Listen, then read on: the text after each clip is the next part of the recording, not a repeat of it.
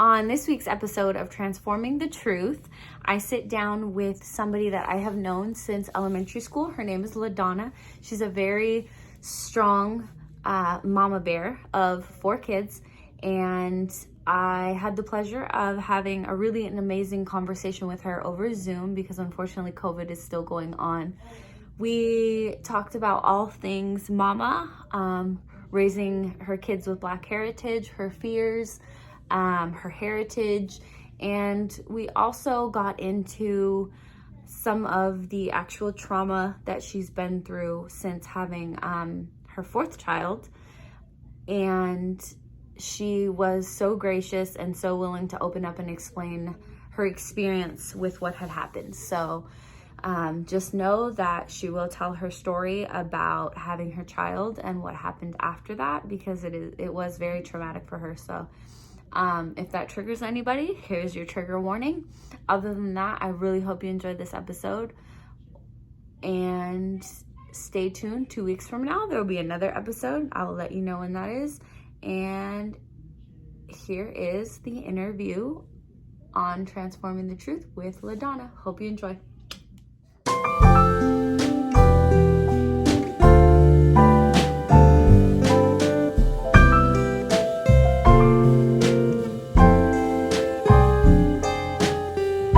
But I know since we don't look it, how old are you? Well, how old am I? I'm 34. Mm-hmm. Okay. 35 in September. Hey. And where were you born and raised? Here in Los Angeles, California. Beautiful. Yes, this is home. Technically. Born and raised. Yes, born here, raised everywhere. That's a true answer to that question. I was here until I was 12. I left in 7th grade. Went to Florida first. Then after Florida, I went to Georgia. After Georgia, I went to another part of Georgia. And after there, I went to Massachusetts and ended up in Everett. Then from Everett, I went to New Hampshire. From New Hampshire, and I went to Lawrence, and I graduated from Lawrence, Massachusetts, and came right back to California because I was like, listen, y'all got this cold, white, wet stuff, and there's a lot of it. It's cold. So you didn't like that? I don't like it. You know what? I love it. I love it if I'm going to see it and to play in it, and then to go, it was nice seeing you. I don't want to live in it. I don't know how I can tell my kids I walked through snow to get to school. Okay? Y'all have it easy. Yeah, right? I drive you to school, or I walk you to school myself. Like, exactly. In my day, it was like, okay, bye. And we're like walking to school. I was outside in the freezing cold waiting for my bus in the snow with these things called hot hands. Oh, you snap it and it warms up. And you put it in your pocket. You put them in your gloves, in your pockets. Yeah. All right. And what's your racial heritage? Well, my mother is Black, but my grandmother is Belizean and Dutch Irish. My grandfather, if I'm not mistaken, is Jamaican. But now I'm confused about that now. So there's some question to that one. And then my father is Russian Jewish. Okay. Yeah. Odd mix. Yeah, but that's how we get here. So specifically the Black heritage, you said Jamaican, but you said your mom was also Black, right? Do you know specifically where her Blackness like comes from? Is that it's so I know my grandfather's from Alabama. But they met in, my family's from Boston, so my mother was born there. But I'm pretty sure my grandfather is Jamaican or Trinidadian. We're not sure because I've seen some pictures from a wedding and the flag in the back was Trinidad and Tobago. So now I have questions. But my mom's mother is Belizean. Okay. So she's Belizean and Dutch Irish. So she looks like a white lady. And she's not. That's my boyfriend's mom is the same. I mean, she's not Belizean, but she is very fair, and she's not white. Like, I mean, yeah. Yeah. I look exactly like my grandmother, like exact. I look nothing like my father. I look all like my grandmother. Yeah. I look like my Black side of the family. Okay. So what do? Are you a stay-at-home mom now? I am a stay-at-home work-from-home mom. Okay. Now. My husband and I have it's his company, but I'm heavily involved with it. It's called Film by Dusty Rose. Okay. And he does documentaries, and we do music videos and all kinds of stuff. Not too long ago, we did a video with, what is his name? We did a video with, he's a Long Beach rapper. Okay. But he's always crip walking. His name is, come on, give it to me. What is his name? OT Genesis. Oh, yeah. OT Genesis and P Nice. We did their music video a couple years ago. And a couple things for a few other people. Right now, he's working with this company that's all based around helping moms get through the challenges of, that fourth trimester and just getting through life. Okay. So she's so he's helping, he's working with her now. But that one does everything. It's, we're in-house for everything, editing, the filming. That's amazing. Yes, especially when you upgrade and hit that 6K. It's that 6K footage. Really? Yes. Now we have to upgrade the computer because the computer needs to run faster for the 6K footage. It's like, yeah, I bet. Like I'm still very basic over here. So 4K for me is like, wow, it's 4K. And now everybody's like, oh, 6K. I'm like, yes, but 6K is still not that accessible yet. So 4K is still the standard. Okay. It's great. 6K will be that in a couple of years. Right. I don't think we stress about it like today. Well, but I'm probably never going to stress about it, but we're just trying to get ahead of the game.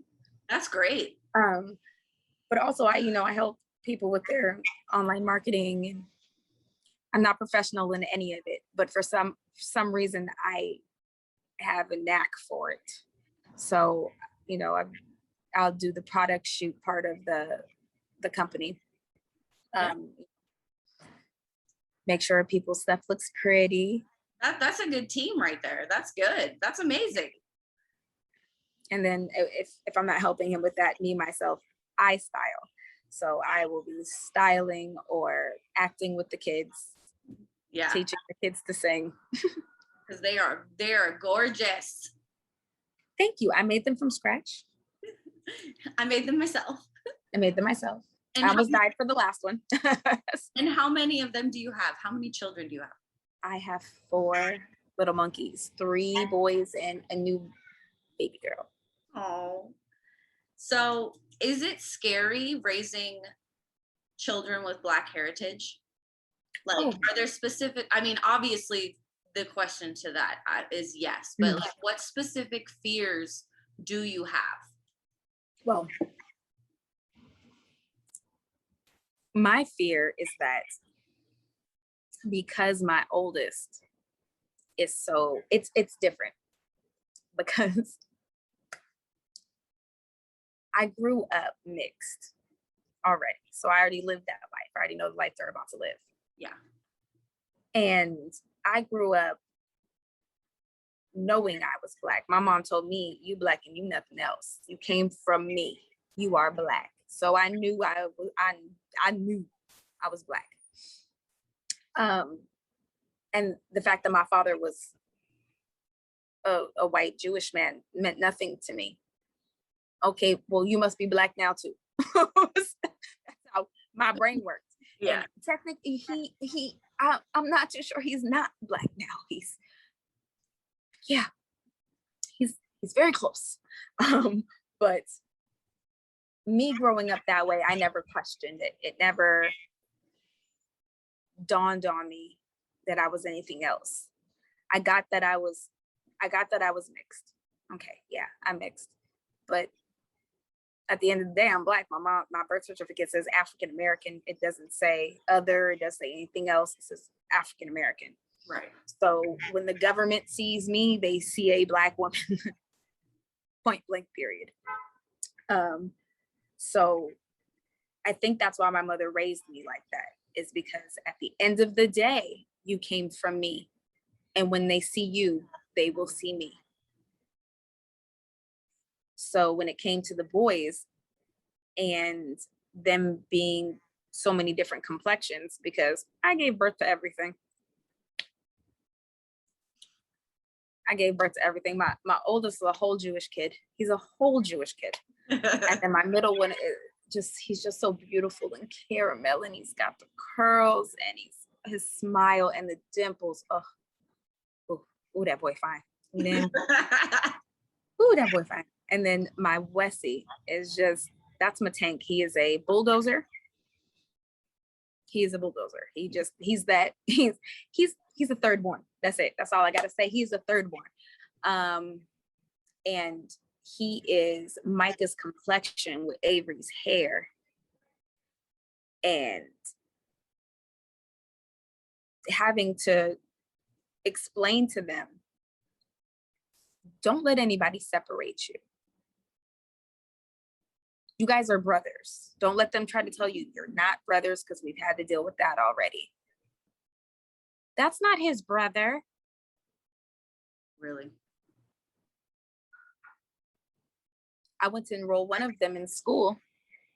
Oh, my eldest in school. And the woman told me, I think you accidentally filled something out wrong. I said, no, what did I fill out wrong? It says African American. God. Yep, African American. Every feature on my face, yes, that's right. My husband's a whole Black man. I don't know what you want from me. He's a whole Creole man. I don't know what you want. My child is Black. Like what? You guys didn't have a Creole box. Sorry. You don't have a Russian Jewish box either. You just have white. I don't claim that. I'll claim Russian Jewish. And then you tell me I can only pick one box. So and then the only box you have for me to check is other? No, I'm cool. Other? I'm sorry, but that's kind of offensive.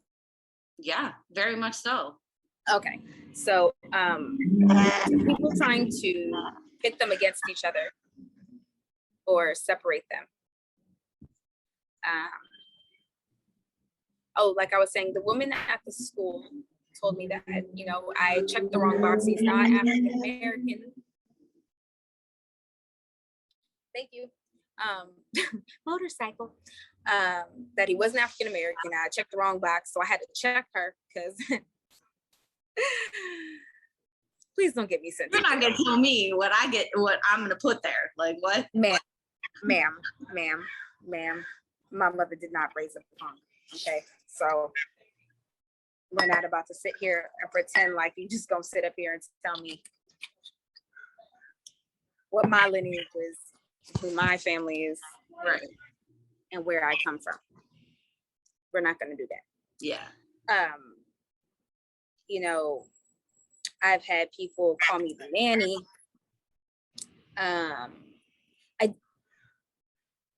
it's damaging to hear these things over and over again. I'm out with my children and this man tells me, I know that one's yours, but who's that other one? Pointing to my Avery. And my second born son, and I looked at them and I was like, my child, the one who has my whole face, that one. Yeah, so my fears are just that, because they came in so many different flavors. So because my kids are so many different flavors, I don't want somebody to try to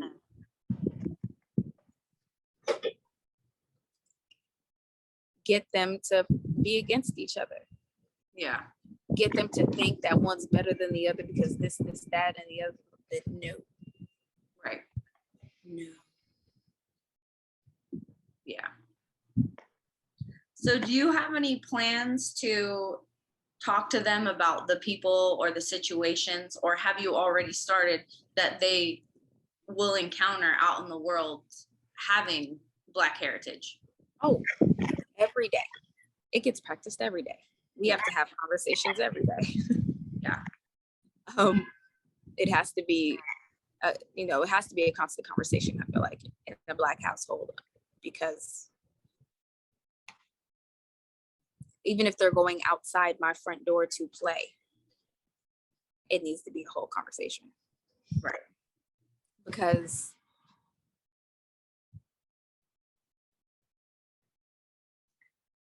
you just don't know what people, honestly, even thinking about it is really overwhelming, because you really just don't know with people. You don't know what they're going to say, what they're going to do. And I had, at a young age, teach my eldest son and my middle son how to properly deal with police. Right. What to say. And people are chuckling because they think it's funny that my 4-year-old is going, yes, sir, no, sir, hands up. That's not funny. Why are you chuckling that my child knows to do that? Right.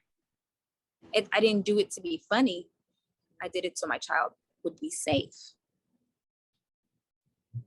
Because I think by now we've learned that nobody is safe. Right.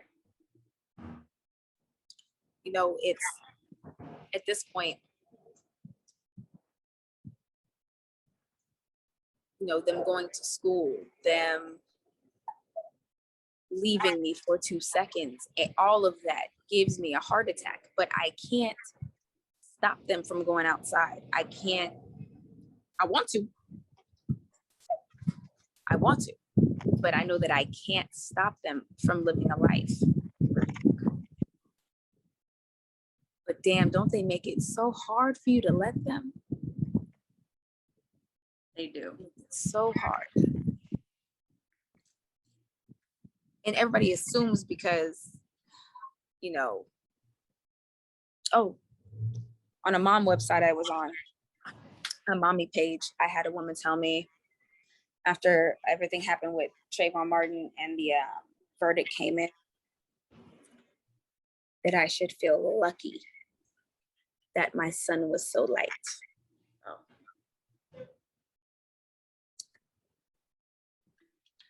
It could have been a lot worse, is what she said. And I remember thinking to myself, let me catch you in the street. Right? Let me catch you in the street, because that is the dumbest shit I've ever heard in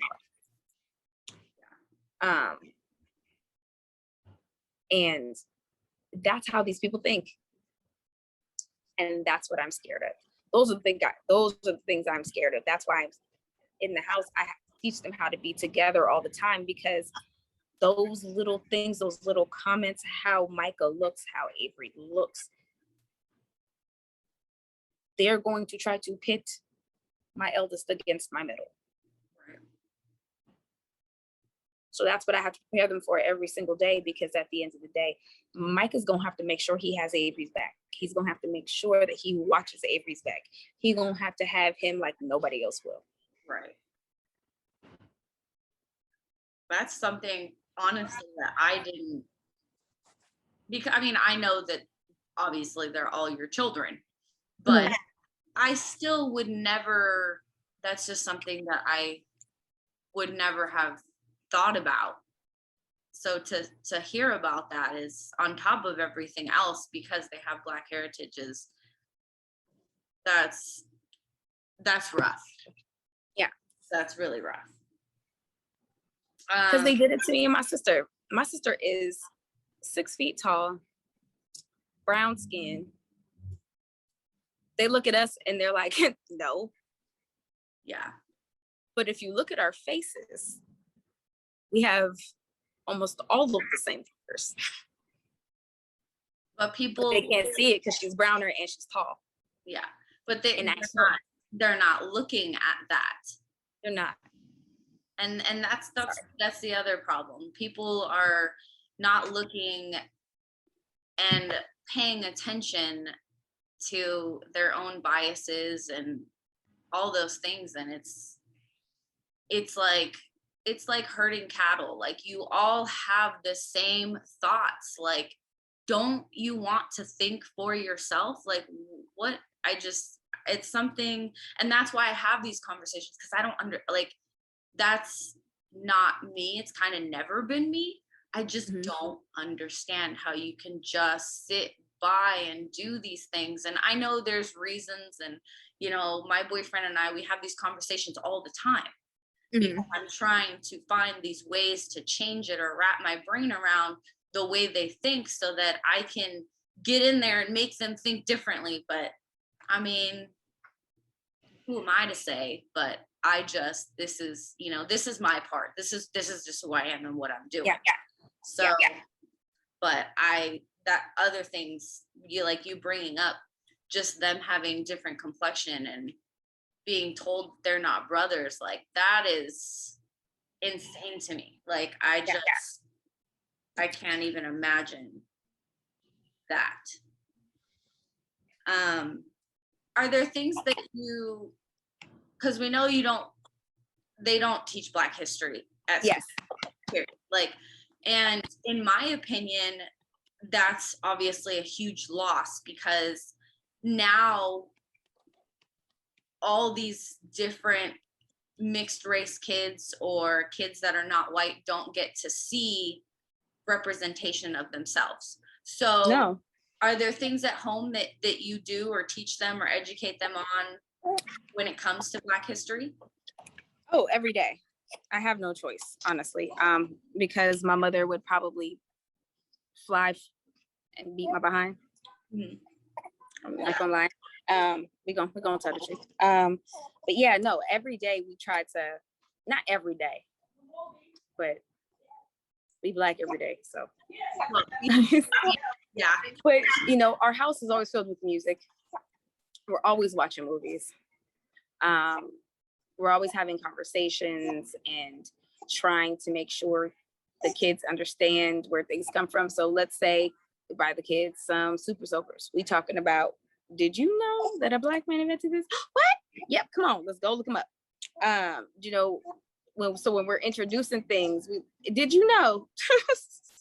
So it's a constant dialogue. We make sure that we're letting the kids know, we come from a multicultural household, because listen, the Jewish culture is a whole nother thing. They love telling me, do you know what your neck says? Yes, I have a tattoo on my neck that's in Hebrew. They always want to challenge me. I'm like, Of course I do. Nope. It says fairy dust, right? No. Aw. But anywho, I had to take it upon myself at my son's school to do Black History Month, me and a couple other parents, because who did they want to talk about for Black History Month at school? Let me guess. Martin Luther King and Harriet Tubman. Frederick Douglass. Yep. Okay, we know about them. Yeah, exactly. We heard about them last year and the year before that and the year before that and the year before that. Are there any other Black people that have done notable things on the planet, or are those the only ones? No, there's a lot of us. There's a lot. There's so many people. There are. So we went and we looked up, the first heart surgeon, I think his name is Daniel Hale. Did the first successful heart surgery, and we looked up all these other people, and we put something together, put a board together at the school, and did a presentation for the kids. We taught the kids about Muhammad Ali. Somebody had a connection that we got his daughter to come speak. We figured out a way to introduce the kids to other Black people. Yeah. And it wasn't that hard. Yeah. Talk to your elders, use Google, put in any effort. And then when I went to my younger son's school, they had up a picture of Rosa Parks. And it wasn't Rosa Parks, it was Angela Bassett. Oh my God. It was Angela Bassett. Dear God. In a Rosa Parks movie. And I was mortified. I hollered. I said, I couldn't believe it. That's nuts.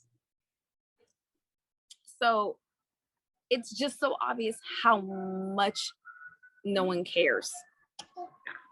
And I know people think California is doing great. I mean, we're doing better than other states, but we have a lot of room for improvement. Yes. Because the curriculum for us is just, this is Hollywood. Y'all just made a whole movie about what happened to Hidden Figures. Y'all couldn't even choose one of them. No, we had to go right back into Frederick Douglass, Martin Luther King. And listen, I just feel like we celebrate Martin Luther King's birthday, we learn about him for his birthday. And we should definitely learn about other things he's done during Black History Month. But I don't think that he also needs to be the focal point of Black History Month when there's so many other people. Right. Definitely. So, Yeah. I mean, yeah. So obviously we just saw her. You had a baby. She's 3 months old. yes. And in conversation, you had mentioned that it was a traumatic experience. So is that something that you can talk about now? Yeah. Yeah. So you just want to do whatever it is that you want to talk about when it comes to that experience? Well, that's premature. Yes. She was 5 weeks premature. Born at 35 weeks. Okay. Yeah. She had fetal growth restriction. We had no clue why. We don't know what happened. For some reason, she was absorbing nutrients, but my body wasn't. So I was losing weight, and she was gaining only a little. And I had started going to the ultrasound doctor for the babies. I can't remember the fetal Doppler place. And I had to go once a week. And this is from the time I was like 19 weeks. And she just keeps saying, and I have to go by myself because it's COVID, so they're not letting anyone else in. And she keeps just saying these like micro things, just little micro-y things. Not outwardly just overtly racist, but just like, did she say that? She couldn't have meant that. That's not what she meant. Right. That's what she meant. She saw my husband and saw his tattoos and saw his brownness and went, do you feel safe at home? Are you sure? Huh? I was like, I mean, you should probably ask him that question. I'm trying to save the wrong one. And I get that they're supposed to ask you that once, but she's asking it every time I come in. And she's having them run unnecessary tests on me to check me for drugs, STDs. I'm like, she's like, well, you never know. I'm like, me and my husband have been together for 9 years now. Well, you never know. It's COVID. We are in each other's face all day. Did you cheat on me from his way, from the kitchen to the bathroom? I'm confused.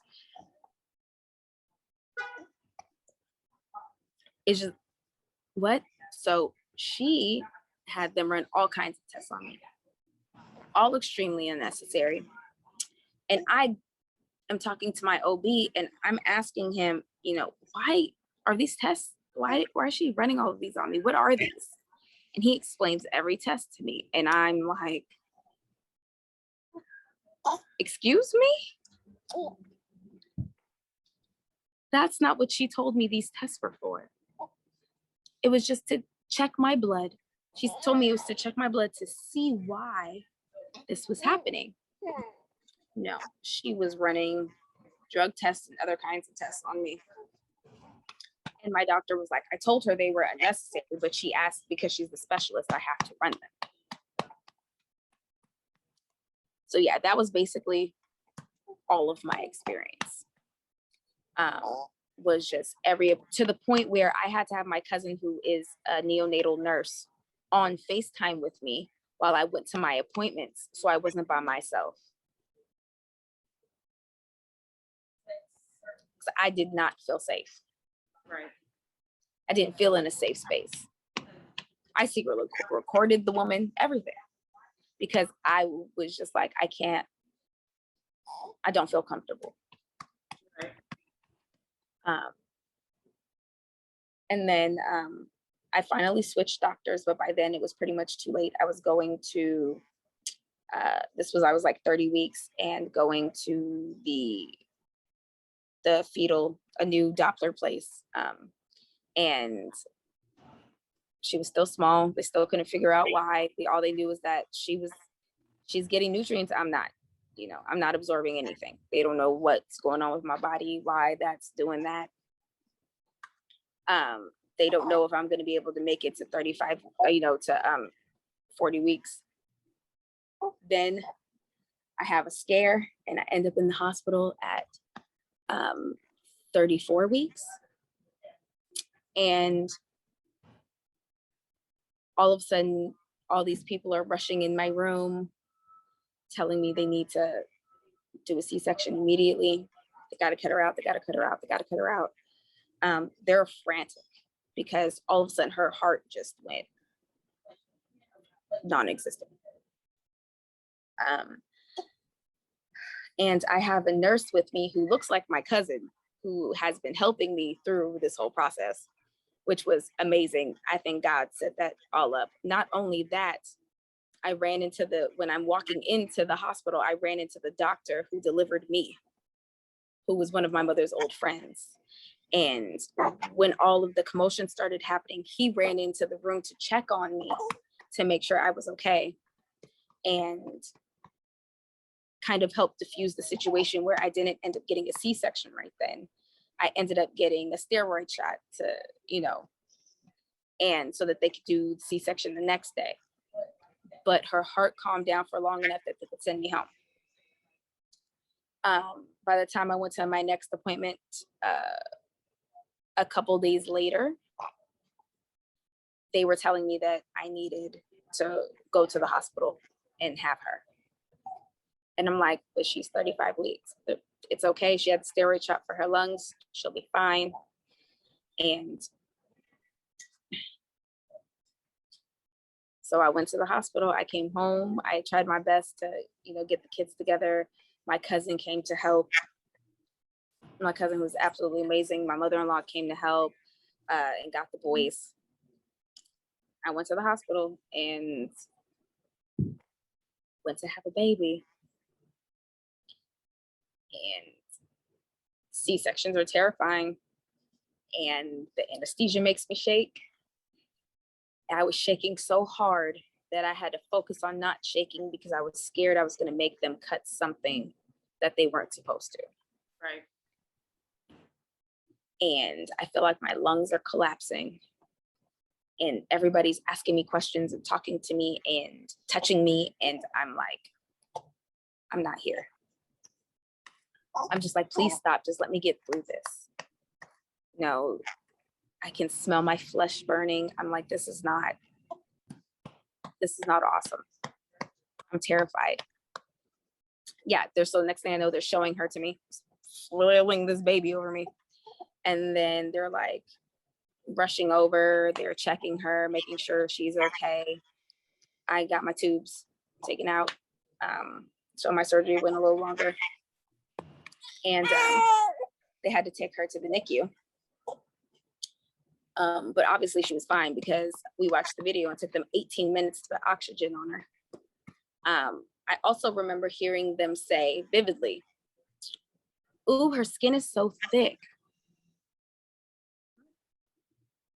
And I remember that triggered something in my brain. Why are they saying that? I don't know. I just think that was weird. But my mom told me later that when my mom was here, she was like, they always think that we have thicker skin and we could take more pain. And I was like, is that what they was yelling about my baby? Like, or was, okay. Hey, mommy. I'm like, oh, okay.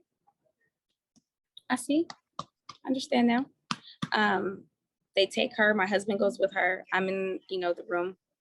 They're sewing me up and rolling me to recovery.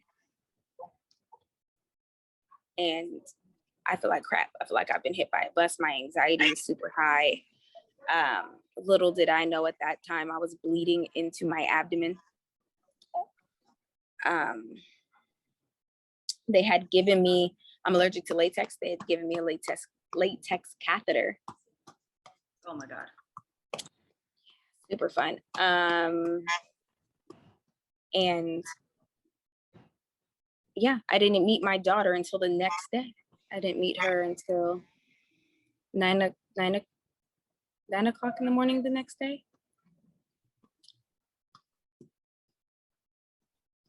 Where they try to convince me that giving her formula was best because she was so tiny. She was 4 pounds and 3 ounces.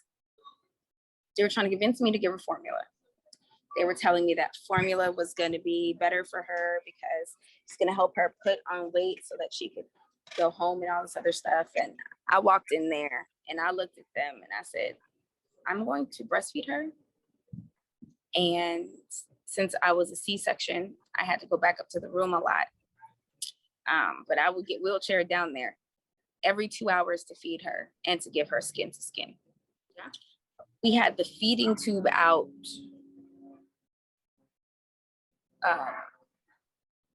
later on that day. We had the feeding tube out. She was born late at night. She was born at like 9:30. Right. On the 21st. And we had the feeding tube out. The next day we had the breathing tube off.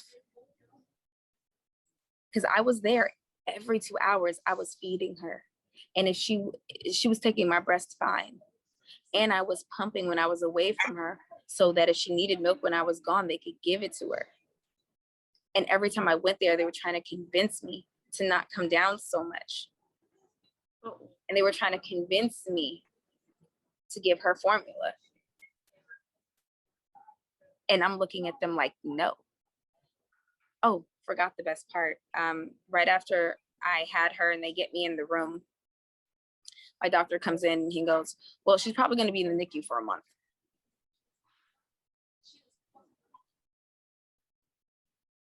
They're like, she's going to be in the NICU for a month. And he keeps telling me this. And I'm telling him, well, we got the feeding tube out. She's going to be in here a month. No, you're not. Okay, but we got the oxygen tube out. She's going to be here a month. But the oxygen tube is out, and so is the feeding tube.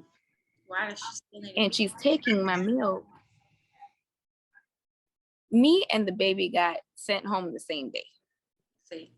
They keep you for 3 days when you do a C-section. I stayed for 3 days and I left with my baby. Mm-hmm. She was only 3 pounds and 12 ounces, but they couldn't keep her. She was healthy. Right. But you know, when I was in the hospital, I had great nurses. I had a bunch of Black nurses. I was so happy.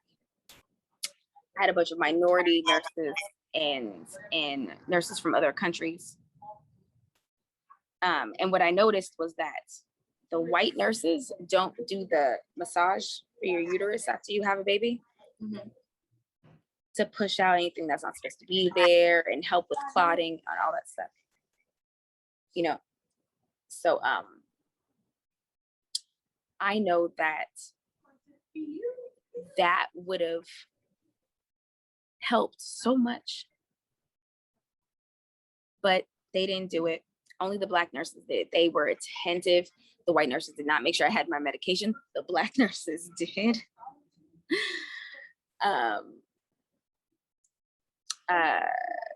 The white nurses would give me half of the dose that the Black nurses would give me. So the doctor would say, okay, you get 20 milligrams of Tylenol. The white nurse would come in and go, I'm going to give you 10. And if you need the other 10, I'll give that to you later. Do you know what I mean? Okay. So they would do that. The Black nurses would be like, oh, 20 milligrams of Tylenol. Well, you're going to get this 20 milligrams of Tylenol because that's what they ordered for you. The treatment was so different. Yeah. But I noticed that there's this bruise on my stomach. Like, I mean, I have pictures. It's this big. It is dark purple, almost black. And I'm like, I think something's wrong. Right. And they're like, oh no, that's normal. That's normal. That's from the forceps. The nurse tells me they don't use forceps, they use tape. So what's it from then? Oh, what's this big ass bruise from? They keep telling me it's nothing, it's nothing, it's nothing. So I get home, I just don't feel right. I was home for like 2 days and I felt off. And luckily I live across the street from the hospital. And my husband was like, well, if you don't feel right, go back to the hospital. My phone's moving. He's like, go back to the hospital. And I have no desire to go back to that damn hospital. None whatsoever. But I know that I have to, So Yeah. I'm like, okay, well, let me eat dinner first. So my cousin, my wonderful, wonderful cousins on my dad's side, my Jewish cousins, send me Chinese food because I'm still Jewish, okay? I love my Chinese food. It's a thing for us, okay? It's a thing. Jews and Chinese, okay? We own your rap lease. But yeah, so I'm enjoying my Chinese food. All of a sudden, I just feel kind of weird. And then all of a sudden, I notice that my body's going numb. My stomach's going numb. My back is going numb. Then my chest starts to go numb. And my shoulders, and it's moving up my neck. And I'm like, oh my God, Dante, go get my father. I need to go to the hospital now. He goes in the room to get my dad. And I'm like, nope. I call 911. Hi, white butterfly. And they come immediately and take me to Cedars. The guy's looking at me and he goes, something's telling me to put a line in her. He's like, I got to put a line in her. So he puts a line in, he gives me the IV. And next thing I know, I'm in the hospital and I'm waiting forever. And then I'm in the room and I'm waiting forever. And then they run tests on me and they're like, oh, your blood levels are at a, super low. They're at a 7.6. Crazy low. We're like, okay. They run a bunch of other tests on me and they're like, okay, you're good to go. You can go home. I'm like, all right. I call my husband. All right, baby, I'm coming home. All right, so I'm gonna call you when I need you to come get me. I'm gonna get dressed. I get dressed. The doctor comes in and goes, let me just check your blood levels one more time. Checks my blood levels again to see that it's at a 6.6, which is dropping because the last time they took my levels were an hour ago. So long story short, I was dying, actively losing blood into my abdomen, and they had to try to find a way to fix it.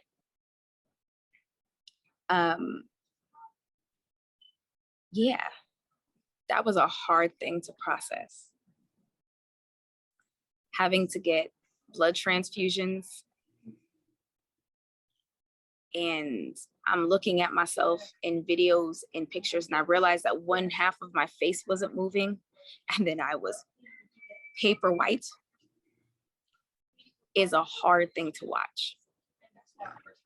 And I recorded it. So, like I told you, my husband does documentaries and all kinds of other stuff. And we've been filming for years, just stuff about our life, living around the world, traveling. And so we film a lot. So I made sure that I filmed myself through the process so that I don't want to forget what happened. Not, I talked to the woman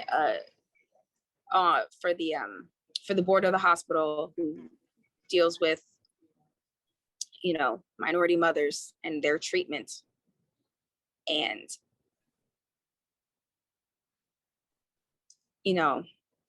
that was a hard thing to do. I'm actually still writing that letter to her. It's been 3 months, and she's like, I want to look into the case. She's like, this isn't right. None of this that happened. Yeah. And what's even worse is that the week before I delivered, they had a sensitivity training about how they treat Black women.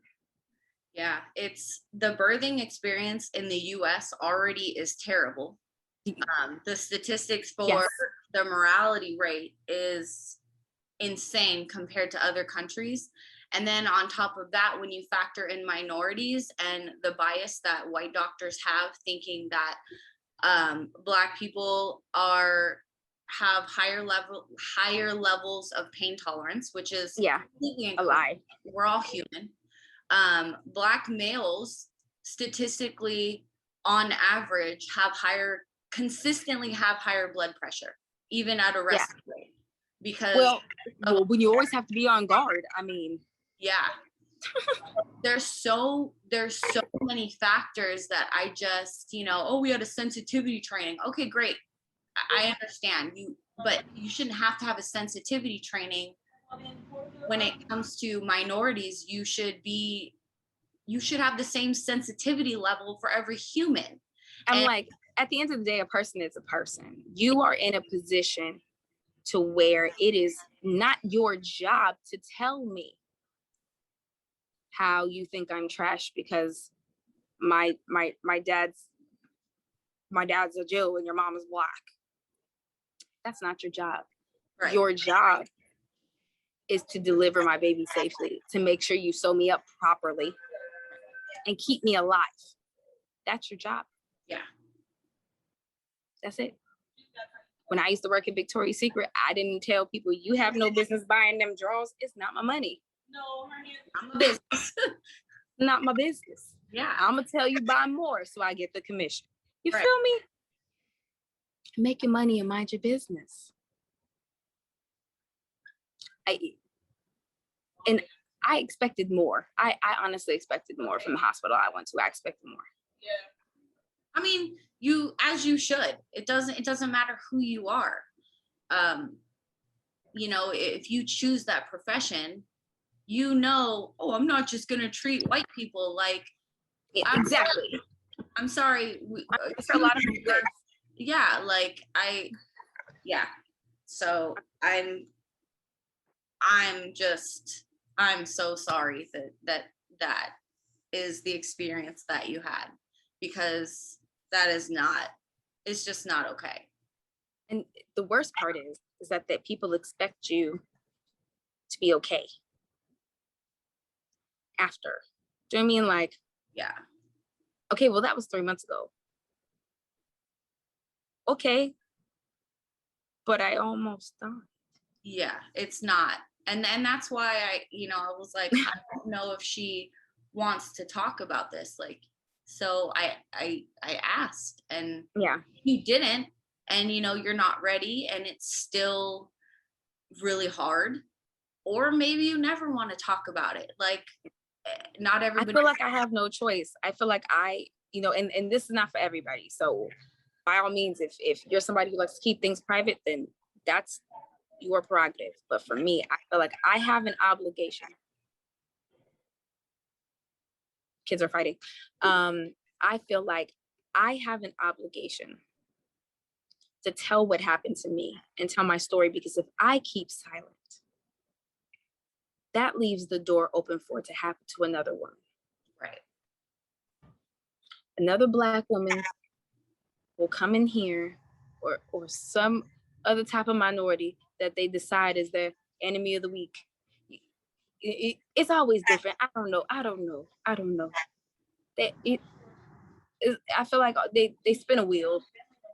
We're gonna blame this person for this today. This whole group of people, we're gonna blame them for this. I don't care if they're not even from that place. They look like them. Guilty. Right. So it's a hard. I expect. So I've been going to this hospital since I was born. Right. Born here. But then my mother told me that they tried to take me out of her arms. I told her she wasn't my mother. Wait, excuse me? I just had this child. Wait, what? That's insane. Yeah. But my mother had an awesome doctor who would have fought them. So he's a good guy. He's a real mensch, that guy. But that crap, it is still hard. It is still really hard. God gave me the gift of gab, though, so I'm gonna use it. Yeah, I almost died, but I'm here. Yeah, definitely. But I mean, that still is not.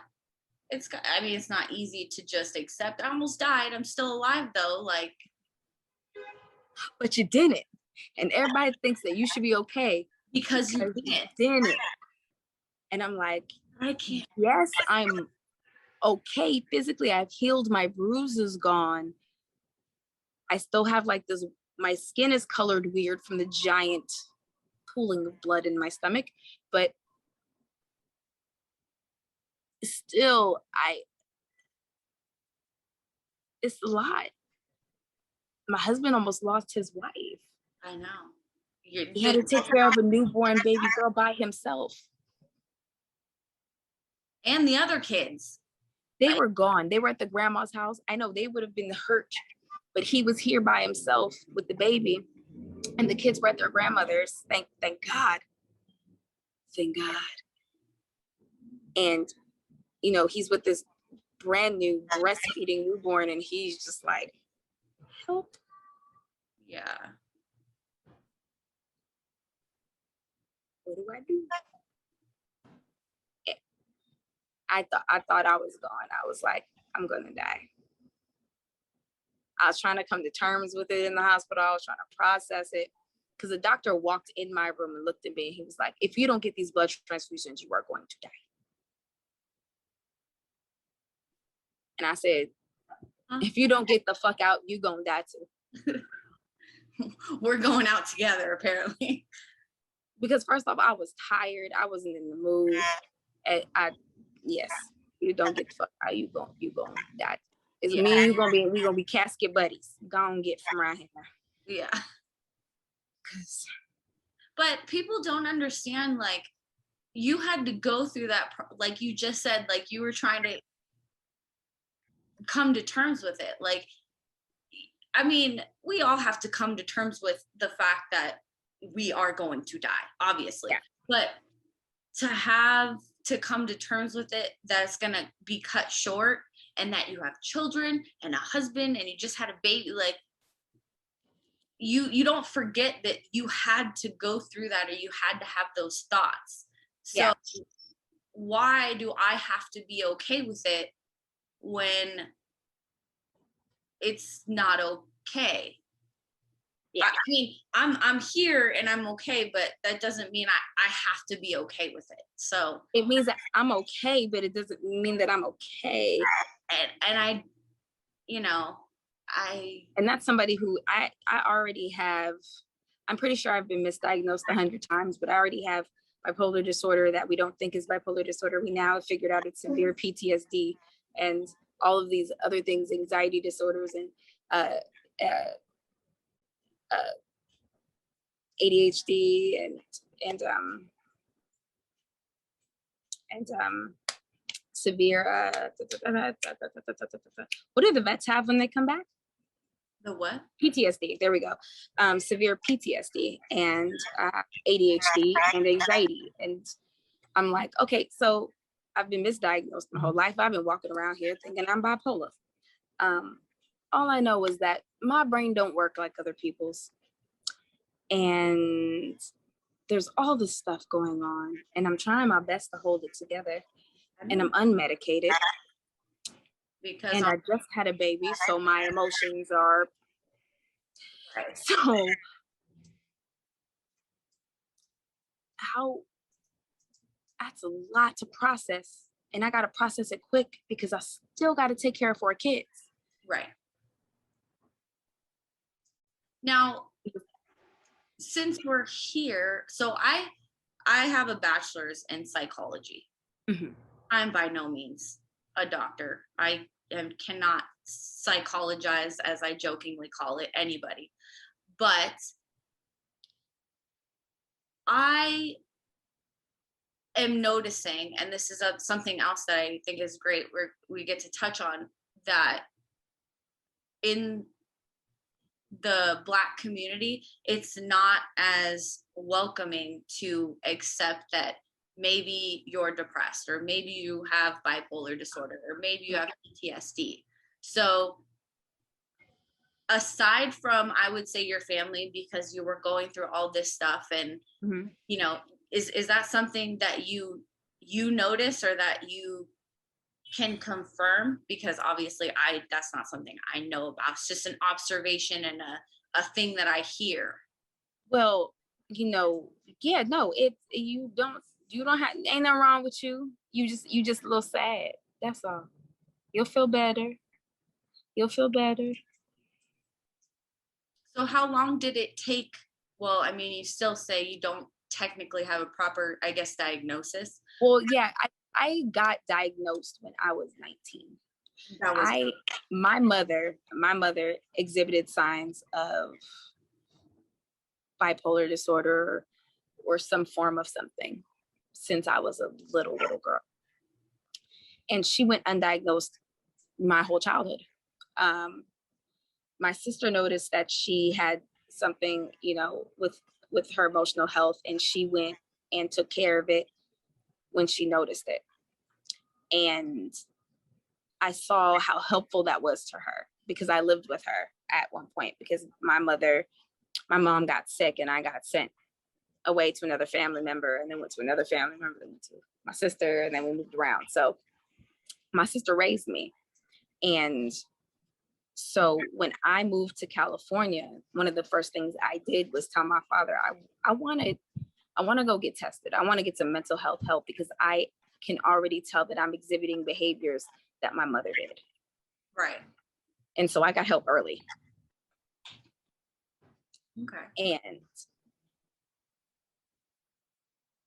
I think that it was to her detriment that people told her, ain't nothing wrong with you. In her mind, she was just trying to be like Marilyn Monroe. Because Marilyn Monroe was bipolar. She wasn't bipolar.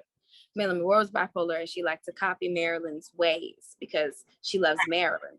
And I'm like, but it's not really copying. Like it could be that you relate to that. So how do you know I don't have that if I relate so heavily to that? You know what I'm saying? Like, yeah, I'm like, no, mommy, if you relate to her, and that's why you like her, you're exhibiting your own behaviors that she also had. see, yeah. There are traits of you two having the same disorder. Yeah. So I'm like, but that, I noticed that at a young age, but I also know that my mother had a hard life. She went through a lot of things.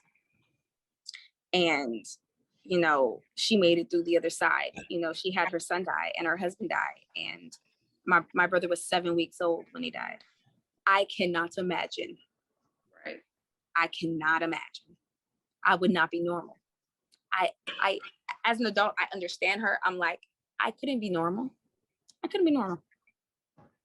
I would be talking to the birds. I would be outside talking to Tweety. Okay. Yeah. I would be out of my damn mind. And so I'm like, I understand. I don't judge you. I don't hold it against you because you were doing the best you could with what you had. Yeah.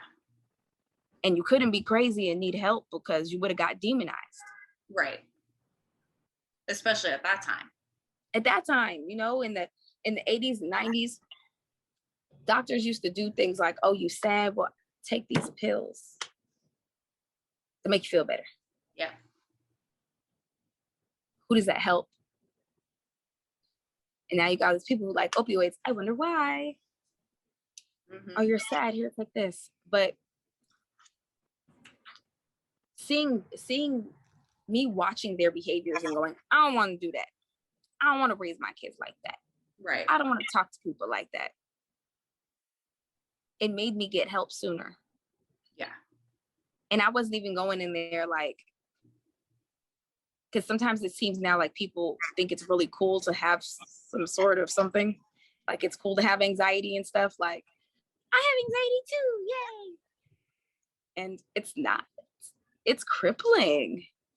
You want to rip out your own chest. And you can't because that's hard. I am not Thor. I cannot do that. Right. So it's not cool, kids. You have to get help. If you notice that you're doing things that are hurting people and you just don't know why, yeah, all these people are doing it to you, you're probably the problem. You should be getting some help for that. And that's what I tried to do because I noticed I was a crybaby. Oh, I was a crybaby. Ugh.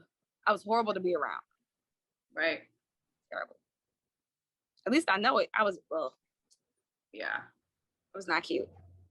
That's the bigger picture and the bigger person and being an adult is, you know, sometimes you just can't do it all yourself. You have to ask for help. You have to figure it out. And, you know, you look back and you go, yeah, that wasn't so great. So, yeah.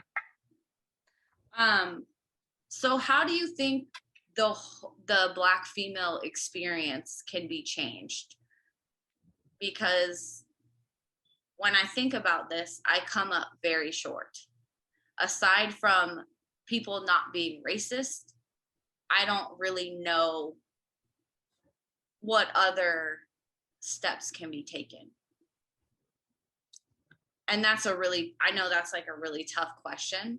It's a really hard question because I don't even have an answer, but I see a problem and I want to try to solve it. And I think that's all you can do is if you do something and you get one other white person to do it with you, then there you go. It's a start. It's two people just trying to do better. I'm just trying to do better. I'm trying to understand better. I'm trying. And that's all anybody can ask you to do.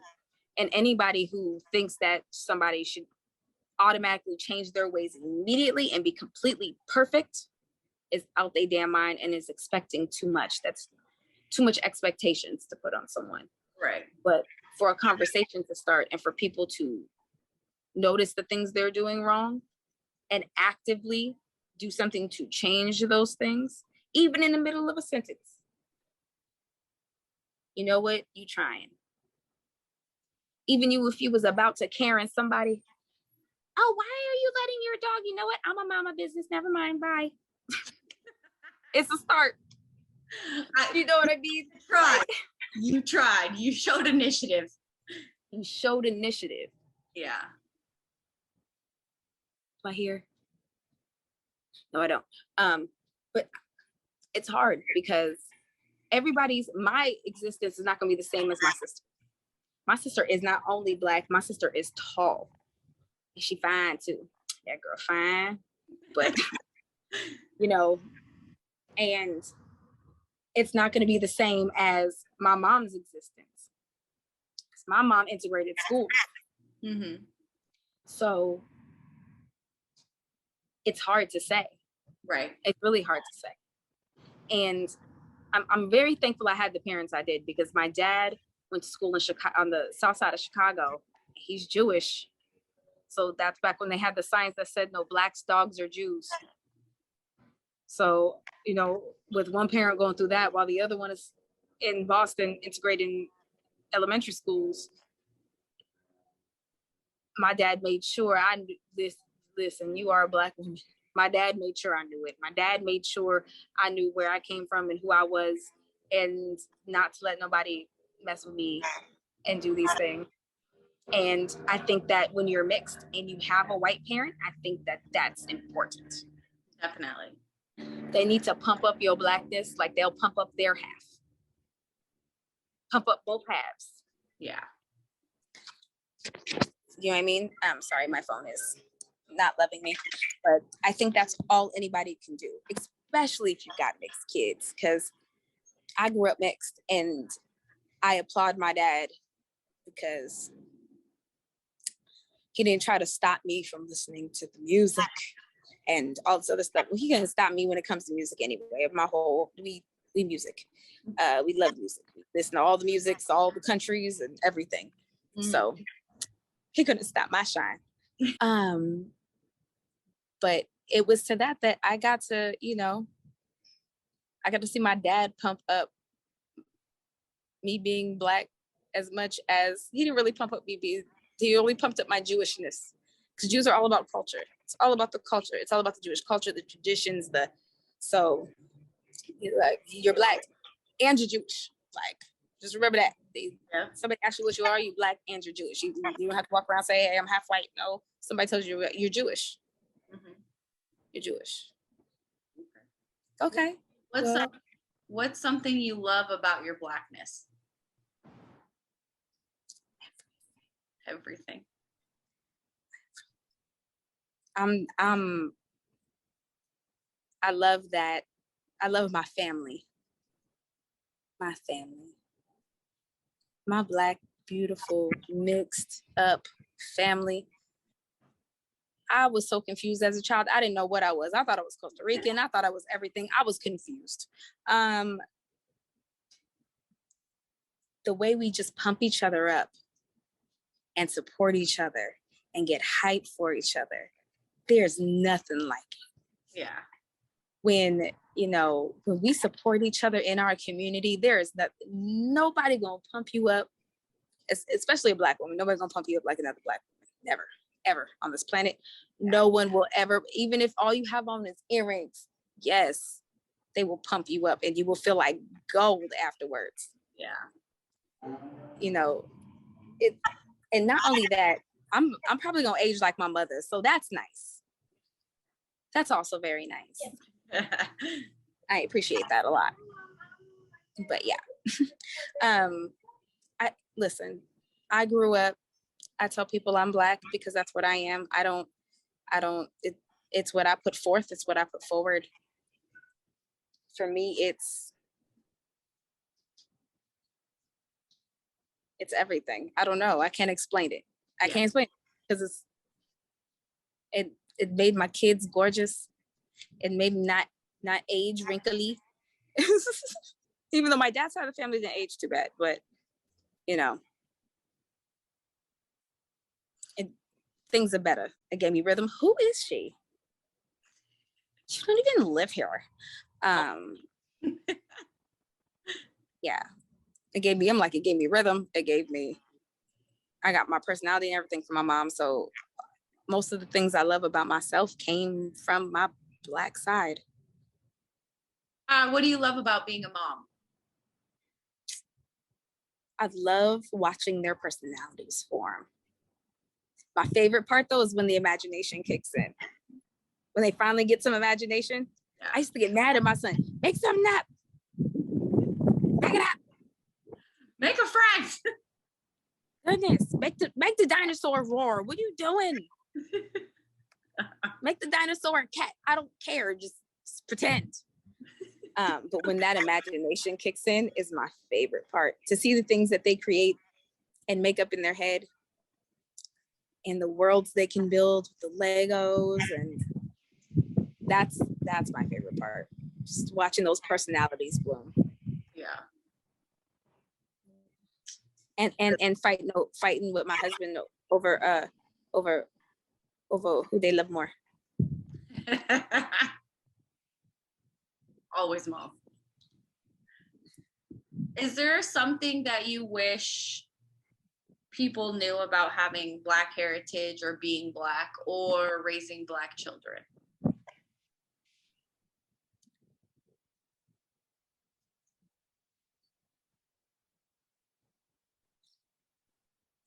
That it's not the same. Accept that it's not the same. Right.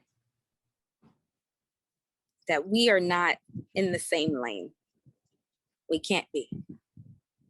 My phone dies on you. I'm very sorry. But yes, that it's not the same. That we have to have different conversations. We have to move differently. We have to teach them differently. It's just, it is what it is.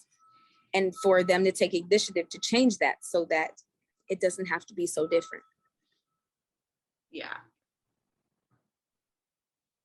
But right now, it is. And I think people need to realize that. Yeah. Did you choose an organization or a small business? Yes, actually, I do. The problem is that I forgot the name of the business. But there's a wonderful, wonderful, wonderful singer who sings at a certain frequency. I forgot what it's called, but they sing at the certain frequency that soothes you. That it gives you good energy and it kind of just calms your body. And her name is Marvelous She. And she's absolutely amazing. Okay. And, you know, the kids like her too. The music may not be for everybody, but it's calming and it's wonderful. And if you go to her, you'll find other people who do the same thing. Not the same thing, but do the same kind of music. I didn't mean to say the same thing. You could get rid of that because I'm sorry.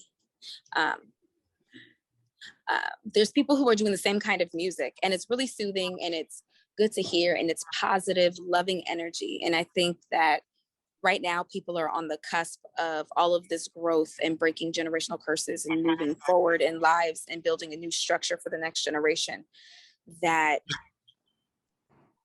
it might be something beneficial to somebody moving in that direction. Definitely. But yeah, her name's Marvelous She. She's awesome. Okay. I don't have any more questions. Is there anything else that you wanted to say? No, I was nervous and now I'm not. And now I'm gonna make fish tacos and cook up a storm because that's all I do all day, every day is cook. Do it. Cook. You got your family. But thank you, and I will talk to you soon. Yes, you have a good day. You too. Bye. Bye.